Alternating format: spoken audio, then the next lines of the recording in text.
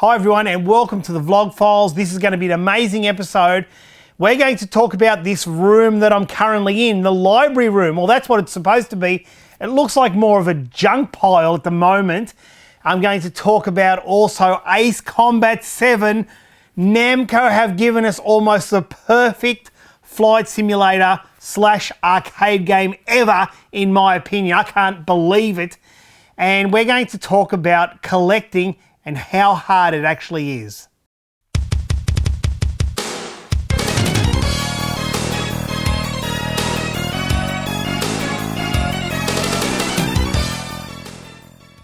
Well, as you can see, I'm in the library and, well, it's become a junk pile. That's what it looks like anyway. There is stuff everywhere. It's horrible. And you're probably thinking, how can you treat your stuff like this? But nothing's just thrown around or treated poorly. It's just, you know, it's just a mess. It's just a mess. Why has this happened? Well, my uncle lives in my grandmother's house. She passed away 12 years ago. My grandfather 7 years before that.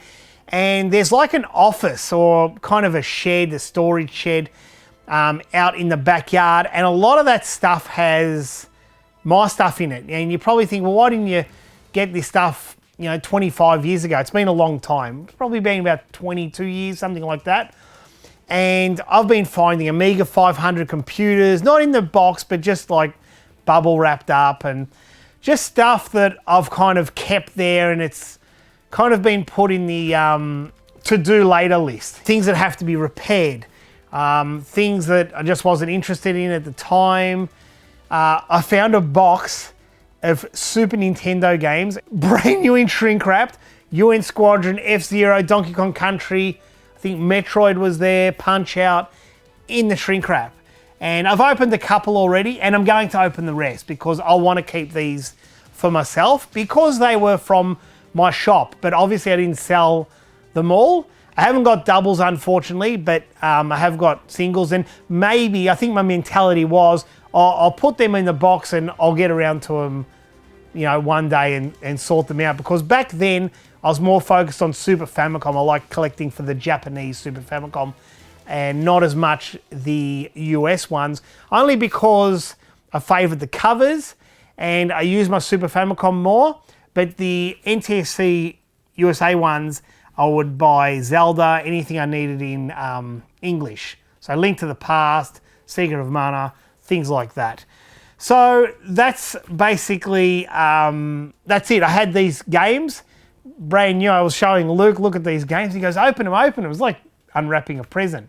So that's it. My ones I've got now, the NTSC copies, which are kind of scuffed up, I'll just replace them over, and a friend actually wants to buy those ones off me. So that's it. That's pretty cool, right? But the problem is I'm bringing all this other stuff back with me.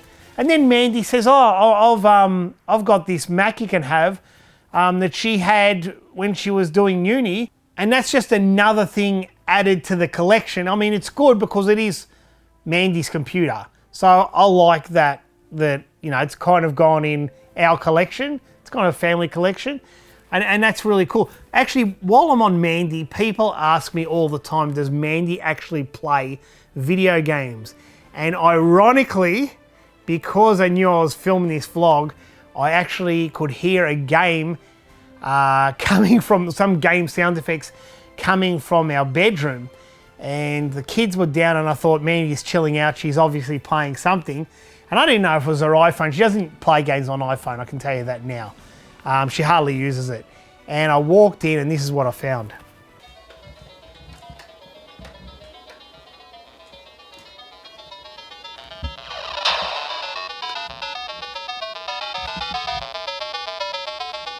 Mandy does play games. Not to the level I play games, but she does play games now and again. She does love her Lynx. She likes the Atari Lynx. I love the Atari Lynx, but she actually likes it more than me. She reckons it's one of the best handhelds out there. And for its time, I can't argue with that. It's quite good. I had an Atari Lynx on launch, the Series 1, and I've got a Series 2, and Mandy just plays that. She likes California games as well. So what was she playing? Gauntlet. So California games. There's something else she likes. Stun Runner, APB, and Clax. She likes those games the most. So that's cool. Yes, Mandy is a gamer. Proteus, she likes on the Super Famicom and the Sega Saturn. And what else does she like? I'm trying to think of everything she likes. Godzilla on the Dreamcast. Virtual Fighter 3 on the Dreamcast. Power Stone. So that's it. Mandy is a gamer, I guess. Well, she is. So let's get back to this room. Look at it. I can't help but my eyes keep diverting to all this stuff I've picked up and have here. So I have to do a lot of cleaning up. I have to do some sorting out and moving around. And don't worry, I'm not out of room, not by a long shot. I've got plenty of room. But I am rejigging. I did say this last week. I am rejigging, modifying the game's library, the game's room, just to get everything more settled. Now, as I said last week as well, I did kind of rush to get this all finished for the room tour because I wanted that done so I could show the room. That's done. Now I'm just putting everything into its right spot because I kind of just rushed. I'm going to put Sega there and PC Engine there, and everything was kind of just quickly placed and not really thought about. So now I've got a better plan in place. I'm putting it into action as we speak. So probably in about 2 weeks, we're going to have a bit of, I'm not going to say renovations. We're going to have a bit of modifications, and that could last a month. At the moment, it's all on paper, more Illustrator, I should say. A bit on paper, and I'm working out on Illustrator just to make sure the games are displayed properly. And it's going to be pretty full on. It's going to be pretty good. It's going to the next level. Next level, huh? All right, so we'll continue on there. Game collecting. While we're on the subject, we'll just segue into game collecting. And how hard is it? I think it's almost, I can't say impossible, that's not true, but it's very hard, especially these days with game prices going up and up and up. It's not only that, it's sometimes, I don't know if anyone else out there gets this feeling as a collector, because I always do. It's like you're chasing one system. You might collect for 2 systems, and there's nothing worse than these 2 systems. And you go, okay, I'll collect for this system, but I'm neglecting that system because you've only got so much money. And while you're collecting for this system, you're looking at the other system and seeing those prices going up. That happens to me all the time. And it's kind of like you're not getting ahead, so to speak.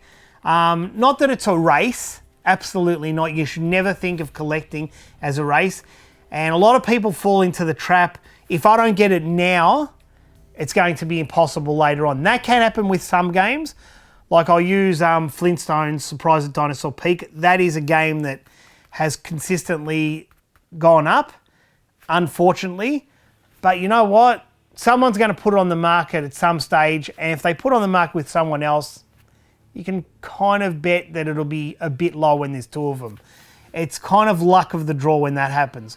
But when a game's, say it's on eBay by itself, well, that person's got the market to themselves. I'm kind of digressing, but I'm just showing you what I go through when I'm looking for a hard-to-get game. Say on PC Engine. You know, I haven't got the full set of PC Engine games, and I did have, and unfortunately, I had to trade a lot of them to someone who was more into PC Engine than me. They were actually into PC Engine only. They didn't touch any console but PC Engine and TurboGrafx. That's all they wanted. So I had to kind of do a deal with them because I was after games that they had in their collection that they were getting rid of just to focus on PC Engine, which is fair enough. So I'm kind of getting these games again, and I'm finding out, oh man, you know, this game last year was this price. That's what I want to know. Do you go through the same thing yourself? If you're a collector, do you kind of think that, oh man, I'm always chasing after these games, but they seem to be going up? It's kind of like you can never catch them. That's how it works for me. I don't know if I'm the only person on the planet that thinks like this, but it can be very hard, especially if you're after multiple systems. Then you're in real trouble, because that's like what I'm kind of going through. You know, I'll tell you right now, I'm after Commodore 64 and Spectrum games, and sometimes the games I'm after seem to be the most expensive games, but they're not even that great. It's only because they're in limited runs. Limited runs means the game wasn't popular, So they kind of stopped production of the game. That's what I mean by limited run. So it's not a special edition one. And that happens a lot, a hell of a lot. I don't like mentioning games because then that can inflate the price of games. But there are a lot of Commodore 64 games that have just gone through the roof. And it's just, I guess you can't say it doesn't seem fair. It's just how the market is. A lot of people ask me, it must be impossible to be collecting games in Australia. It is hard. It is harder than America.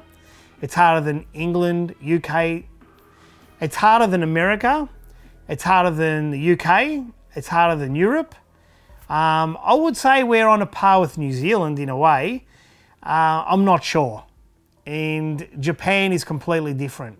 That market is, it's the most, I won't say weirdest, but that is the most, you can't find a more different market if you tried, because Japanese only focus on Japanese games. It's very rare that they get imported games from England or America or Australia for that matter. And yeah, it's quite scarce over there. And I actually find Australia to be the most diverse, and probably England as well. And I'm not sure, correct me if I'm wrong, parts of Europe. I know a lot of Italy, Italians. You guys seem to have a very diverse range of games. Commodore 64, a lot of Japanese Super Famicom, PC Engine, right into your arcade machines, you right into your pinball machines. And I just find that the Italians seem to have a lot of diversity there with their games. The Americans, right? You guys, I didn't think you did much in the way of Japanese, but the more I look around, you guys are right into your Japanese. So in England and Australia, importing Japanese games is known as grey imports. I think they even use that term with cars. But yeah, that's what that is, grey imports, and we've got a lot of grey imports here, but I think England might have the world covered when it comes to grey imports. Anyway, comment below because I really do want to know about that. I've got a few fans in Finland and the Netherlands and Belgium, and they seem to collect a lot of Japanese stuff. So come on, you Americans, get involved. I want to hear from you guys. Japanese games, PC Engine, Mega Drive Japanese.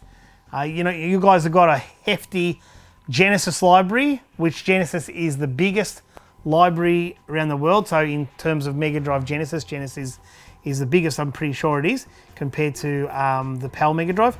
And what else is there? New systems, Xbox One, PS4, Japanese games. It's not as big anymore, I find, importing Japanese games. It's more the previous, I'd say, 2 generations ago. Maybe GameCube, bit of Japanese stuff going on there, but definitely before that. Anyway, sorry for rambling on, but it's getting harder to collect games, and I want to know if you even branch out. Are you like sick of collecting for a system because the prices are so inflated?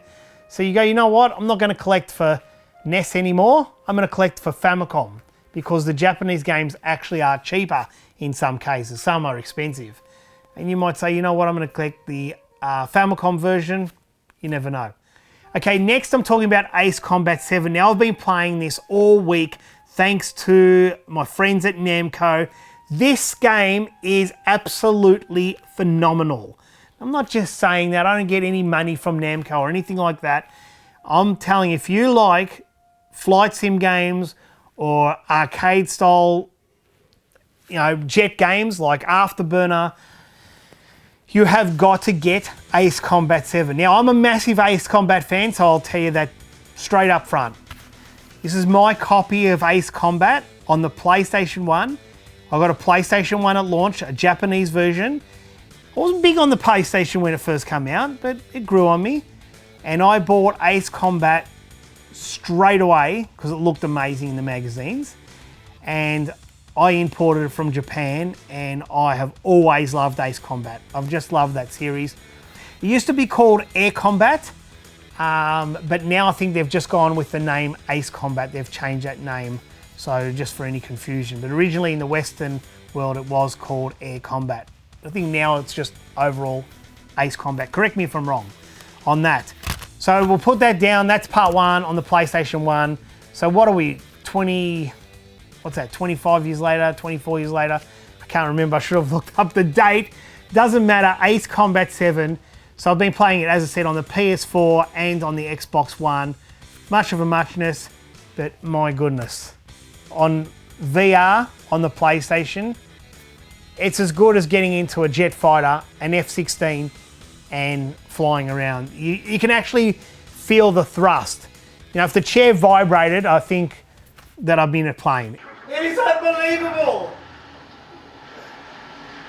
Best VR game ever! Oh my god!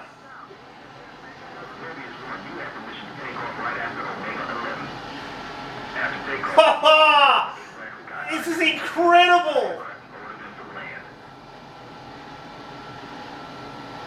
This is incredible!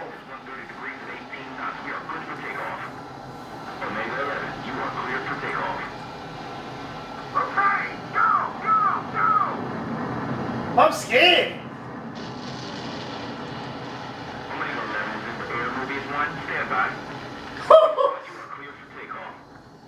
Oh!